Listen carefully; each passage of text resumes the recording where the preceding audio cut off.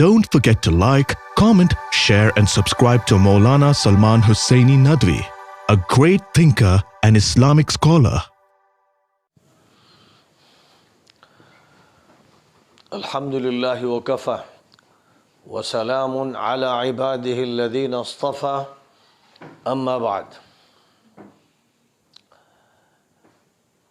اس وقت ایک شدید ضرورت کی بنیاد پر میں تمام مسلمان بھائیوں سے مخاطب ہوں. ملت اسلامیہ کے تمام فرزندوں سے خطاب ہے، خاص طور پر علماء سے، مساجد کے ائمہ سے اور خطباء سے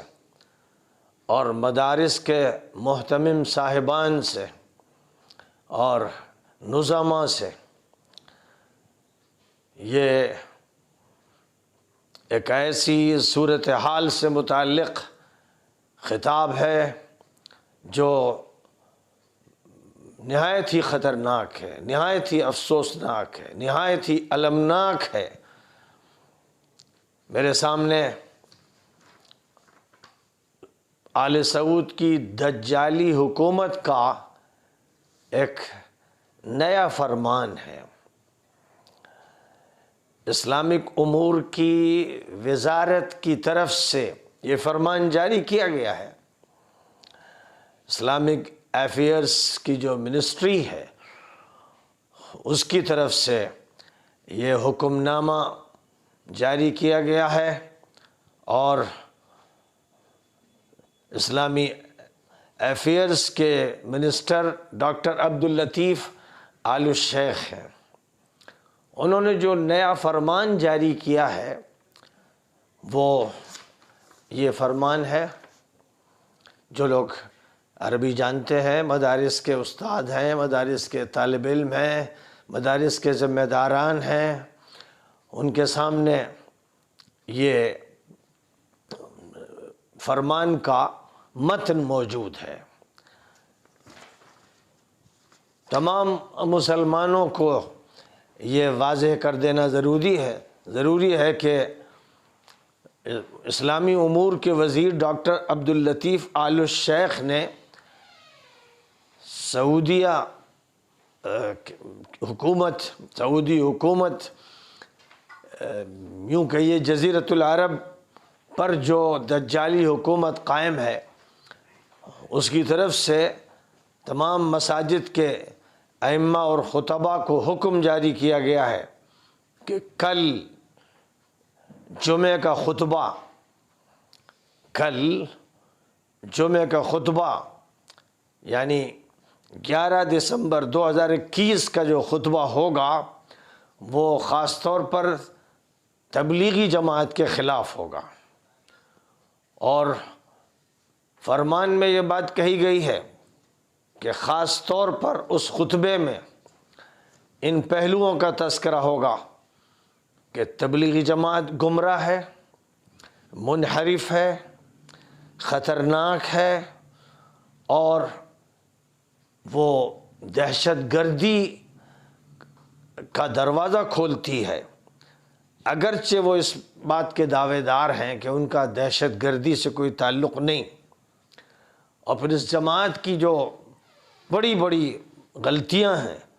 ان کو بیان کیا جائے گا اور مسلم سوسائٹی کے لیے جو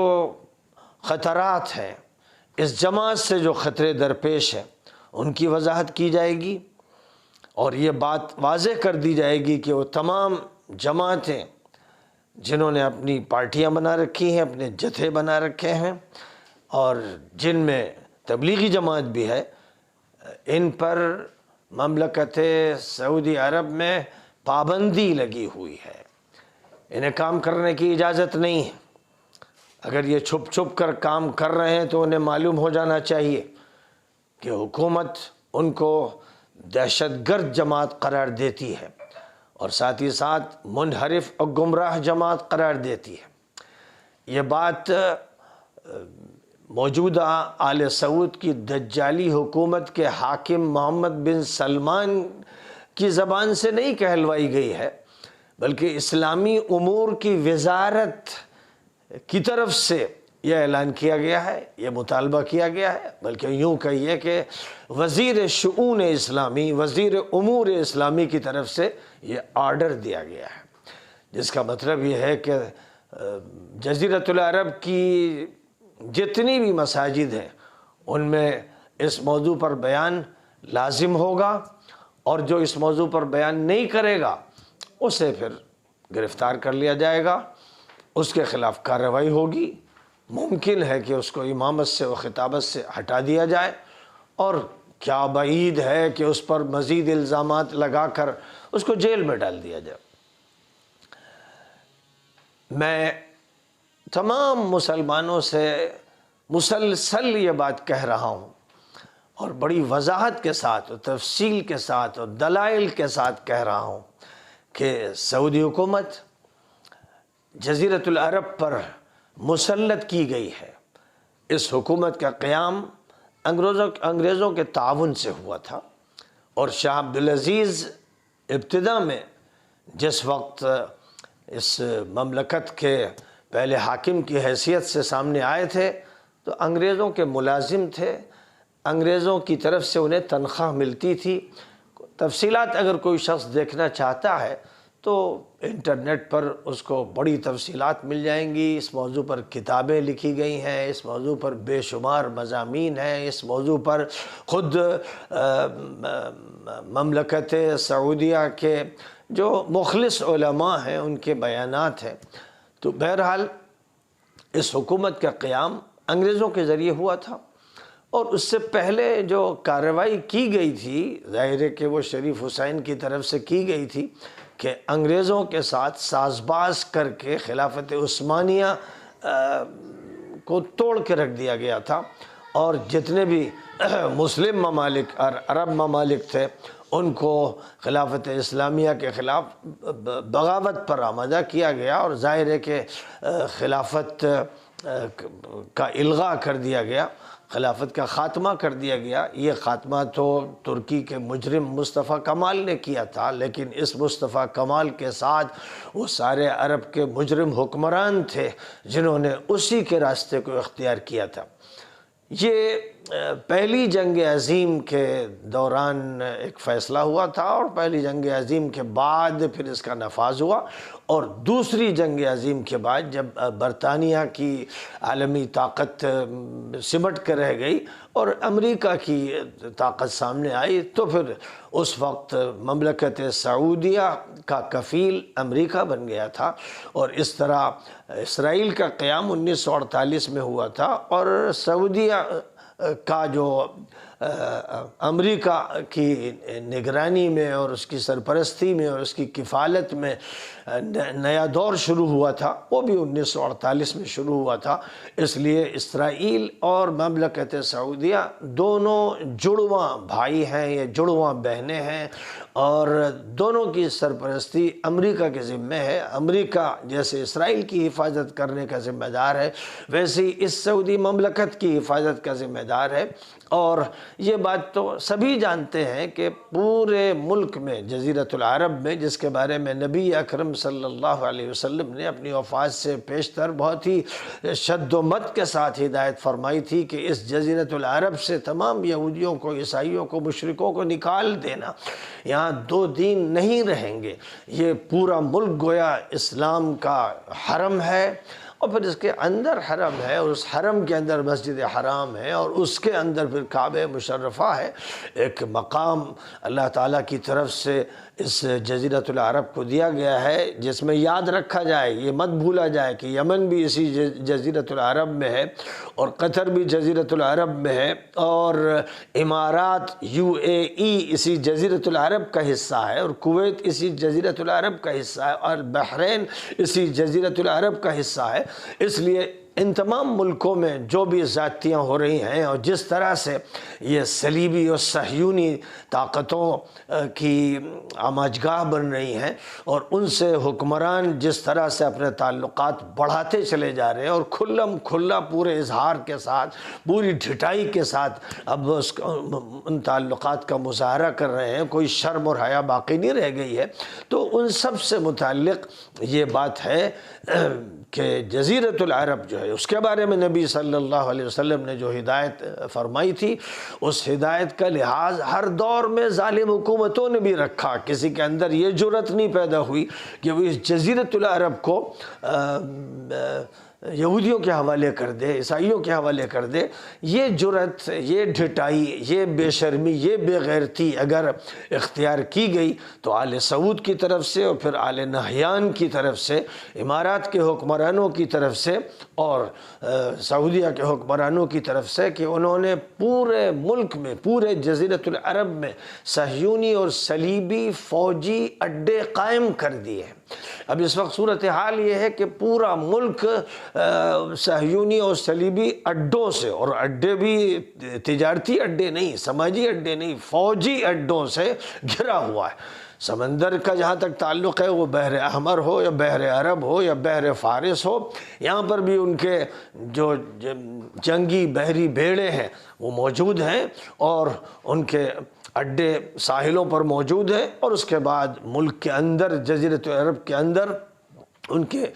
فوجی اڈے ہیں، اور اس میں کوئی شک و شبہ نہیں ہے۔ کسی کو اگر کچھ بھی شک و شبہ ہو کہ امریکن اڈے ہیں تو اسے معلوم ہونا چاہیے کہ امریکہ در حقیقت اسرائیل کے ماتحت ہے، صہیونیت کے اور صلیبیت کے ماتحت ہے۔ اس ملک کی جو بھی پالیسی بنتی ہے وہ صہیونی بناتے ہیں، زائنسٹ بناتے ہیں اور صلیبی بناتے ہیں۔ جنہوں نے مسلمانوں سے صلیبی جنگیں لڑی ہیں، جن کے دلوں میں نفرت اور کینہ بھرا ہوا ہے، اور پوری تاریخ ہماری ان کی نفرتوں کے واقعات سے اور ان کی صلیبی جنگوں سے بھری پڑی ہوئی ہے۔ تو جس حکومت نے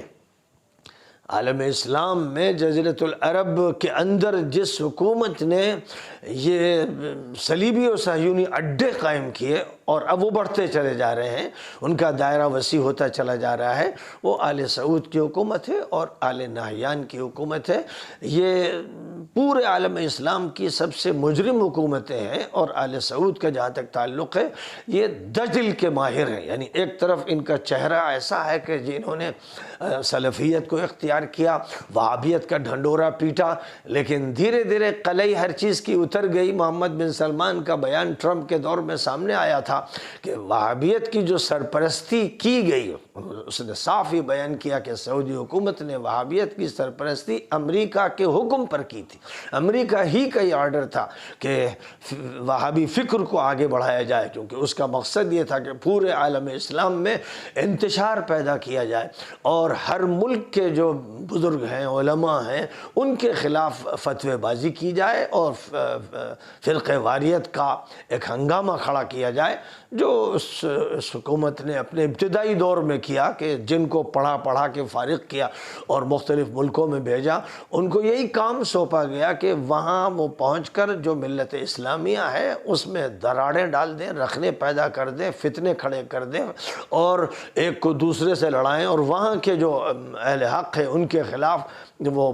بیانات دیں اور یہ بتائیں کہ ان کا طریقہ صحیح نہیں۔ یہ طریقہ کار اختیار کیا گیا، لیکن اب یہ اعلان محمد بن سلمان نے کر دیا کہ وہابیت کو ہم نے اختیار کیا تھا، اس کا چولا اوڑھا تھا، کیونکہ امریکہ کے یہ حکم تھا، اسی کے مشورے سے، اسی کی سرپرستی میں ہم نے وہابیت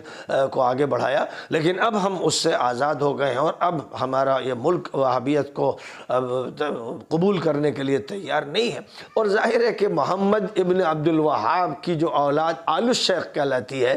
جس کے ایک فرد ڈاکٹر عبد اللطیف ہیں، جن کو وزارت امور اسلامی سونپی گئی ہے، اور ان کے جو کارنامے ہیں اور ان کے علاوہ جو ان سے پہلے تھے ان کے جو کارنامے ہیں، اس میں انہوں نے یہ خاص طور پر اسلامی تنظیموں اور جماعتوں کو نشانہ بنایا۔ الاخوان المسلمون کو دہشت گرد قرار دے کر ان کو گولیوں سے بھنوا دیا اور ہزاروں کی تعداد میں مصر میں انہیں شہید کروایا، شام میں انہیں شہید کروایا، یمن میں ان کے خلاف کارروائی کی، ان کو شہید کروایا، تیونس میں ان کے خلاف عمل کیا، لیبیا میں ان کے خلاف کیا، سوڈان میں انقلاب برپا کروایا، دنیا کے تمام ملکوں میں ان کو نشانہ بنایا۔ اور اتحاد العلماء المسلمین جو علماء کی ایک تنظیم ہے اور عالمی تنظیم ہے، جس کے صدر ڈاکٹر یوسف القرضاوی رہے اور اب ڈاکٹر احمد الرئیسونی ہیں، اس کو دہشت گرد قرار دیا۔ اور سعودی حکومت کی طرف سے جو بیانات سامنے آتے رہے ان میں حسن البنا کو دہشت گرد کہا گیا، سید قطب کو تو بڑے شد و مد سے دہشت گرد قرار دیا گیا، مولانا مودودی کو دہشت گرد قرار دیا گیا، مولانا ابو الحسن علی حسنی ندوی کو دہشت گرد قرار دیا گیا۔ تو یہ سارے افراد یا عظیم شخصیات دہشت گرد، اور ان کی جماعتیں مثلا جماعت اسلامی دہشت گرد، اخوان المسلمین دہشت گرد، ایک بیچاری تبلیغی جماعت رہ گئی تھی، ایک ایسی بے ضرر سی جماعت جس کو یا تو فکر ہوتی ہے قبر کی اور یا عالم بالا کی، جو نہ سیاست میں پڑتی ہے اور نہ کوئی اور مسئلہ چھیڑتی ہے، اس نے اپنے کو بالکل وقف کر رکھا ہے آخرت کے لیے، اور جنت کی تمنا اور دوزخ سے بچنے کی دعا، یہی اس کا مشن ہے، اس کو بھی نہیں چھوڑا گیا۔ اب نوبت یہاں تک پہنچی کہ اسلام کی تعلیم نہ ہو سکے، تبلیغ نہ ہو سکے، دعوت کا کام نہ ہو سکے، جو مسجد سے باہر ہیں رقص و سرود کی محفلوں میں اور بدماشیوں میں اور جرائم میں، انہیں مسجد نہ لایا جا سکے۔ اس کے لیے تبلیغی جماعت پر نہ صرف پابندی لگائی گئی، پابندی 1980 میں لگا دی گئی تھی، میں اس وقت وہاں موجود تھا اور میرے سامنے ہی یہ واقعہ ہوا کہ اسلامی تنظیموں پر پابندی لگائی گئی تھی۔ جب مہدی کا ظہور ہوا تھا، وہ مہدی بھی سلفی تھا، سلفیوں میں سے ایک مہدی ظاہر ہوا تھا، اور یہ 1400 کی بات ہے اور 1980 کی بات ہے، اور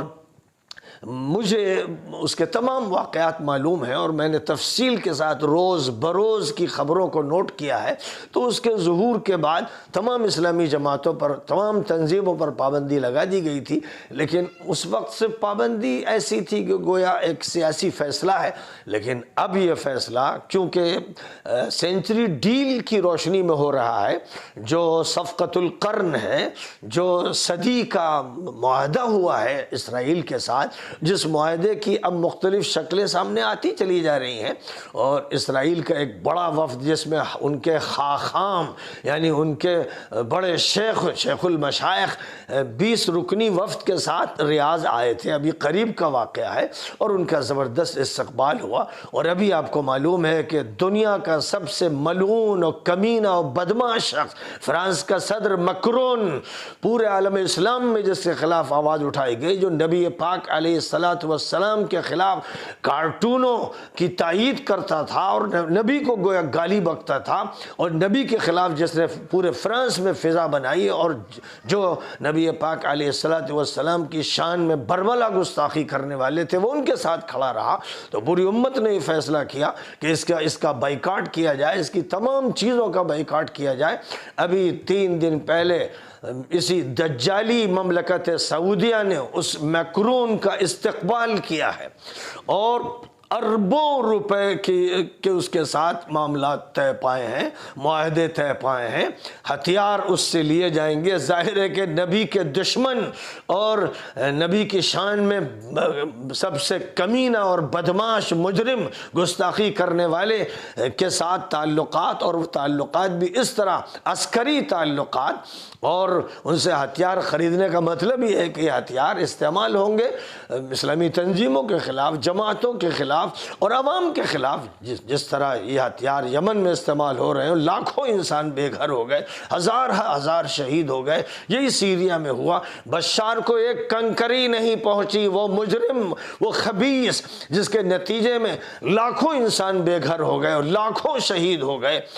15 لاکھ کے قریب شہید ہو چکے ہیں، اور اسی کے ساتھ ساتھ تقریباً 60 لاکھ وہ افراد ہیں جن کو شام سے ہجرت کرنی پڑی ہے، جس جس مجرم نے یہ کیا، جبکہ امریکہ کے ساتھ 65 ملکوں کا الائنس جدے میں قائم کیا گیا تھا، اور اس الائنس کی وجہ سے پورے آسمان پر بمبار جہازوں کی جو برات تھی وہ بمباری کرتی تھی، تو بمباری کا نشانہ صرف سنی مسلمان بنائے جاتے تھے۔ بشار کو ایک کنکری تک ان خبیثوں مجرموں نے نہیں ماری، اسے زندہ رکھا کیونکہ وہ ایجنٹ ہے اسرائیل کا، اس کی مدد کی گئی، اور جو بھی اسرائیل کے ایجنٹ ہیں ان کی مدد کی گئی، کیونکہ سینچری ڈیل میں یہی طے ہے کہ فلسطین کو فلسطینیوں سے خالی کرا دیا جائے گا، بیت المقدس کو اور شہر القدس کو اسرائیل کا کیپٹل بنایا جائے گا، اور سارے سفارت خانے وہیں پر قائم کیے جائیں گے، اور جو مغربی کنارے پر فلسطینی آباد ہیں ان کو اردن میں ڈھکیل دیا جائے گا،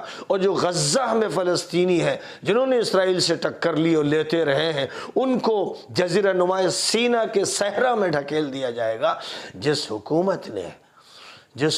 نے یہ سودا کیا ہے، اور اس سودے کی بنیاد پر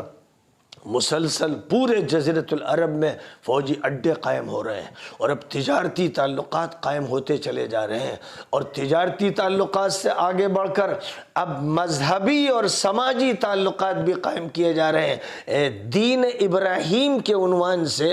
صہیونی، صلیبی اور سعودی،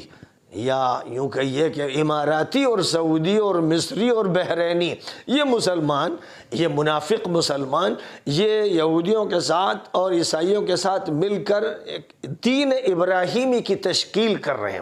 اور دین ابراہیمی ان تینوں مذاہب کو جوڑ دے گا، جس کی بنیاد پر پھر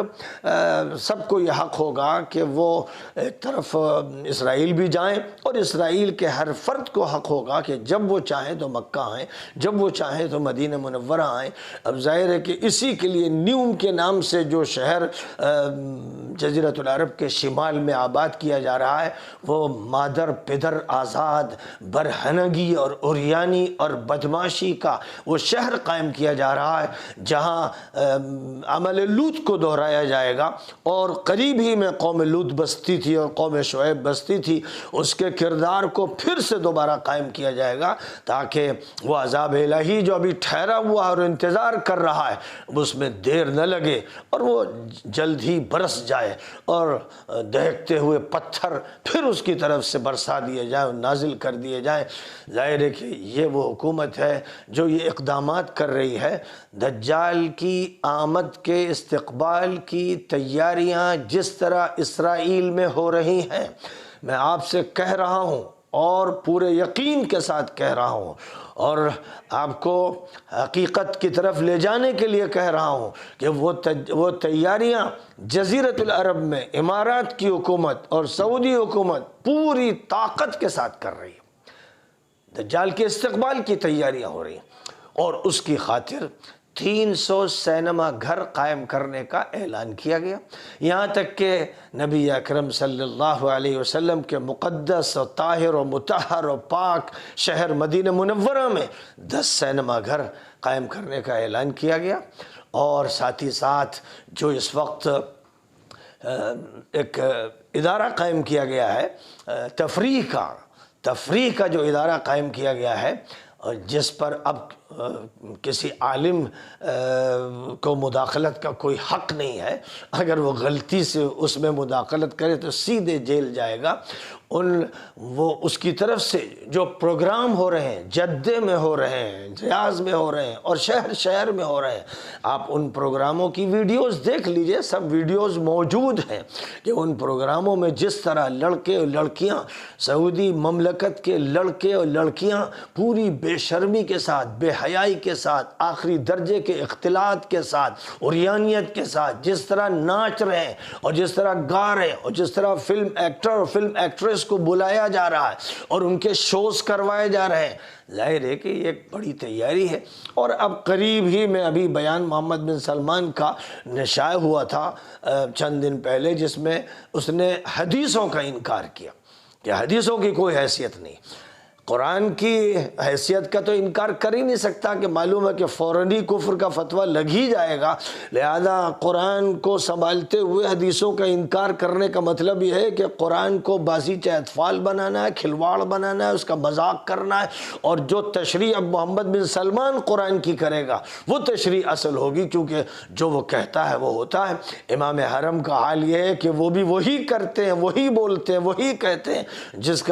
جس کا حکم محمد بن سلمان جیسے کمینہ صفت مجرم کی طرف سے دیا جاتا ہے، اور وہ اس کو اس طرح پیش کرتے ہیں کہ یہ ایک ایسا شخص ہے جس کو الہام ہوتا ہے۔ انہوں نے جو تعبیر اختیار کی جناب عبد الرحمن سدیس صاحب نے محمد بن سلمان کے لیے کہ اس کو ملہم کہا، یعنی اس پر الہامات ہوتے ہیں، وہ الہامی بات کرتا ہے۔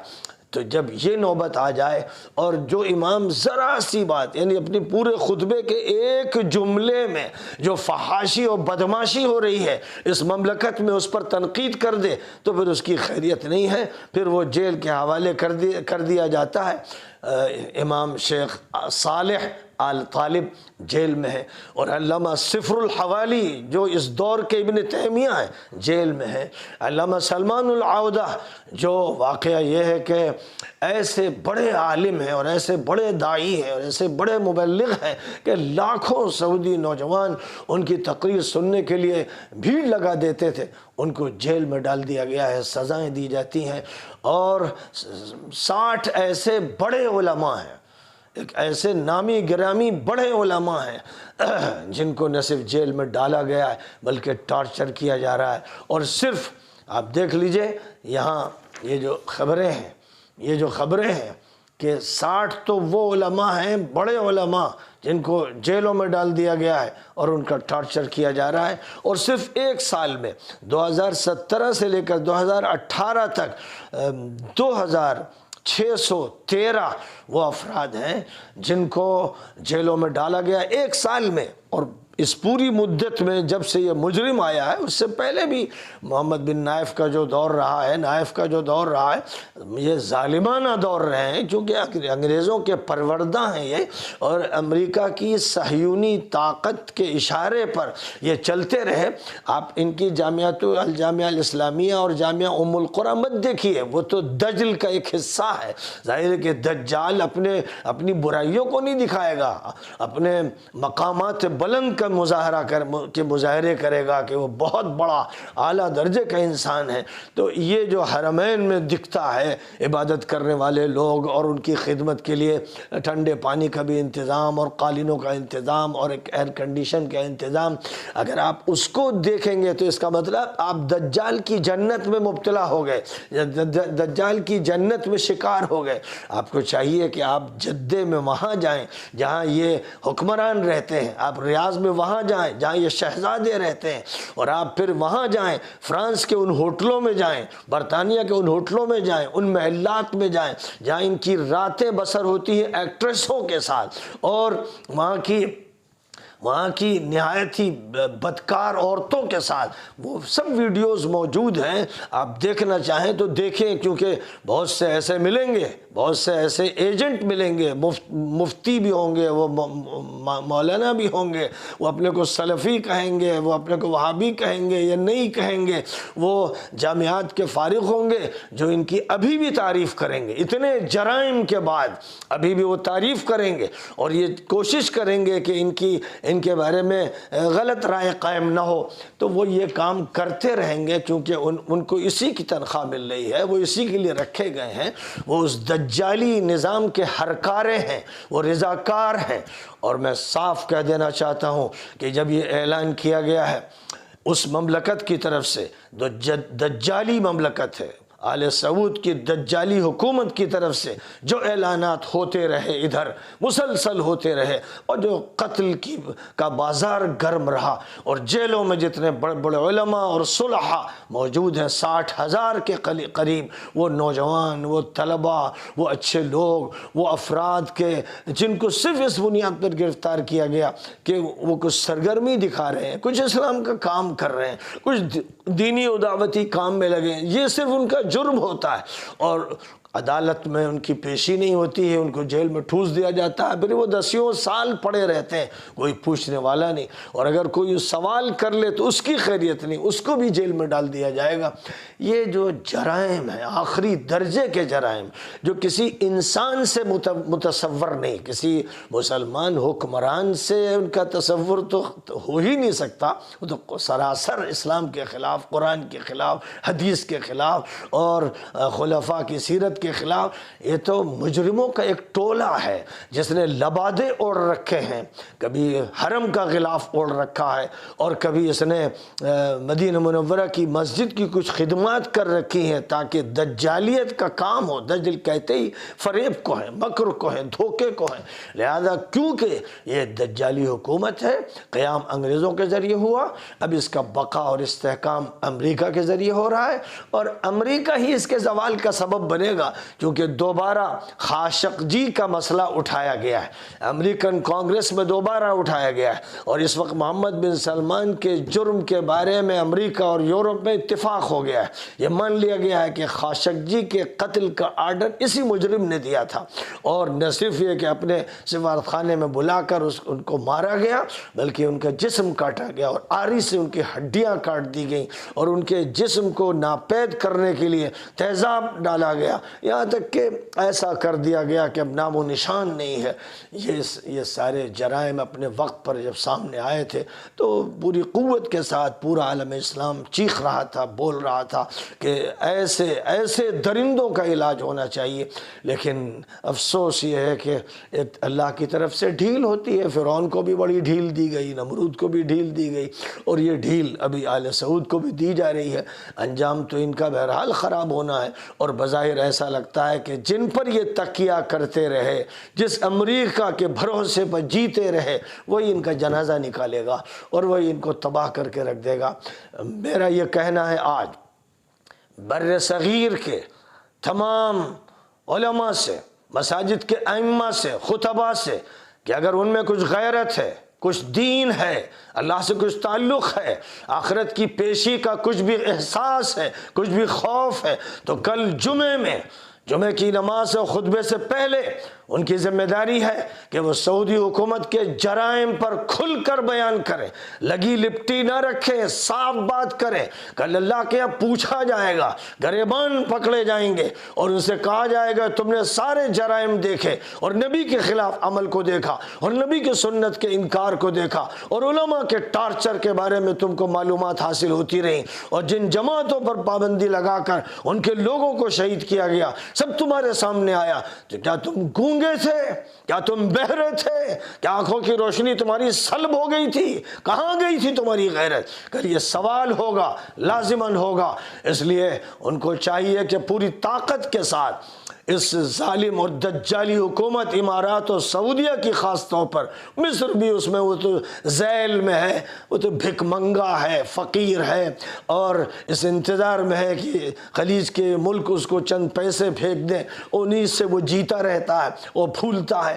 وہ تو ایک بڑا کمینہ صفت انسان ہے، سی جس کو کہتے ہیں۔ لیکن یہ جو خلیجی ملک اپنے پٹرول پر، اپنی دولت پر ناز کر کے اسلام کا تیا پاچا کر رہے ہیں، اور اہل اسلام اور اہل ایمان کو ختم کرنے کے لیے ساری جد و جہد کر رہے ہیں، ان کے خلاف پوری امت کو اٹھ کے کھڑا ہو جانا چاہیے، اور بات کھل کے ہونی چاہیے۔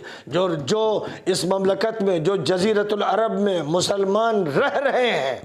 میں ان سے کہتا ہوں، وہ پاکستان کے ہوں، ہندوستان کے ہوں، بنگلہ دیش کے ہوں، سری لنکا کے ہوں، کہیں کے ہوں، وہ برطانیہ سے تعلق رکھتے ہو یا کینیڈا سے، امریکہ سے، دنیا کے کسی خطے سے، اگر وہ امت کے فرد ہیں، اگر ان میں شرم ہے، تو انہیں چاہیے کہ پوری قوت سے اس کے خلاف آواز اٹھائیں، اور ان جرائم کے خلاف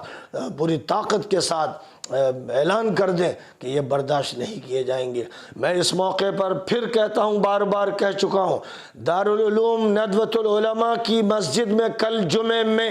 خطاب اس ظالم اور مجرم و دجالی حکومت کے خلاف ہونا چاہیے۔ دارالعلوم دیوبند میں اس ظالم و مجرم حکومت کے خلاف خطاب ہونا چاہیے، مرکز تبلیغ میں ہونا چاہیے، اور جہاں جہاں پر بھی جن میں بھی غیرت ہے، میں پاکستان میں مولانا تقی عثمانی سے کہوں گا اور جتنے دیگر علماء ہیں کہ اس مملکت اس دجالی مجرم و ظالم حکومت کے خلاف کھل کر سامنے آئیں، بات لگی لپٹی نہ کہیں اور اپنے تعلقات کو نہ دیکھیں، اور وہ مسالے جو ختم ہو جائیں گے، مٹ جائیں گے، قبر میں ساتھ جائیں گے اور وہاں سانپ و بچھو بنیں گے، ان مسالے کو کنارے ڈال کر کھل کر حق کا اعلان کریں۔ میں مطالبہ کرتا ہوں مولانا رابع سے، مولانا ارشد سے، مولانا سعید الرحمن سے اور دیگر تمام ذمہ داروں سے کہ اپنے اپنے مدرسوں کے ممبر سے وہ اس ظالم اور مجرم حکومت کی قلعی کھول دیں، اور جو سینچری ڈیل ہو رہی ہے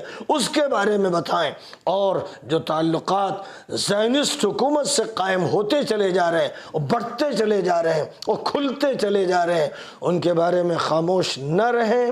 اور اگر خدا نہ خواستہ اس کے بعد بھی وہ اپنے مفادات اور اپنی مصلحت کو آگے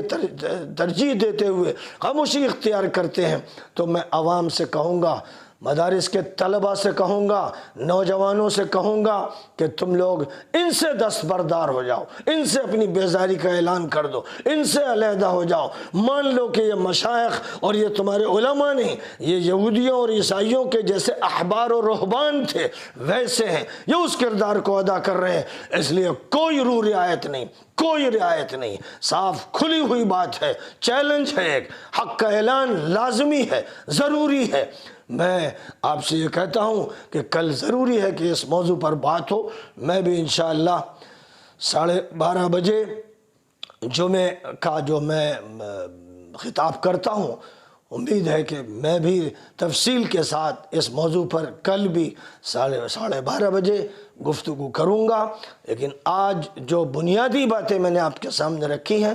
خدا را انہیں سمجھ لیجئے، مان لیجئے، حقائق کو دیکھ لیجئے، اور معلومات جہاں سے بھی آپ جمع کر سکتے ہو کر لیجئے۔ ہاں، سعودی چینلز اگر آپ دیکھیں گے، وہاں کے اخبار دیکھیں گے اور وہاں جو رہتے ہیں ان کی باتیں سنیں گے، تو وہ دجالیت کی ترجمان باتیں ہوں گی، جھوٹ ہوگا، فریب ہوگا، دھوکہ ہوگا، مکر ہوگا۔ لہذا آپ یہ مت دیکھیے کون لال رومال ڈال کے آیا ہے جامعہ اسلامیہ سے، کون بڑی سی داڑھی لے کر آیا ہے اور کہتا میں سلفی ہوں، اس کو بتا دیجئے کہ سنت کا انکار ہو چکا ہے، حدیثوں کا انکار ہو چکا ہے۔ وہابیت سے سعودی حکومت نے اپنے کو علیحدہ کر لیا ہے، اب جو ہے ان کے ذمیمہ بن کے مت رہو، غلام بن کے مت رہو، اور درہم و دینار تمہارے ساتھ تمہاری قبروں میں نہیں جائیں گے، ان سے علیحدگی اختیار کر لو، اسی میں تمہاری عافیت ہے، اسی میں نجات ہے، اسی میں تمہارا اللہ و رسول سے تعلق قائم رہے گا اور باقی رہے گا۔ بس اس وقت یہ باتیں میں نے کہنا ضروری سمجھا، تاکہ اگر کسی کے اندر کچھ حمیت ہوگی، کچھ غیرت ہوگی، تو کل وہ جمعے کے خطبے سے پہلے عوام کے سامنے کھل کر بیان کرے گا، کیونکہ جب تک آپ اپنے اندر کے نفاق اور اپنے اندر کی بدماشیوں کا تذکرہ نہیں کریں گے تو آپ کا کبھی علاج نہیں ہوگا، اور یہ امت ٹوٹتی چلی جائے گی اور اس پر دشمن مسلط ہوگا۔ پھر جب اس پر وار ہوگا اور اس کے لوگ مارے جائیں گے تو پھر چیخیں بھی نہیں سنی جائیں گی۔ وآخر دعوانا ان الحمد للہ رب العالمین۔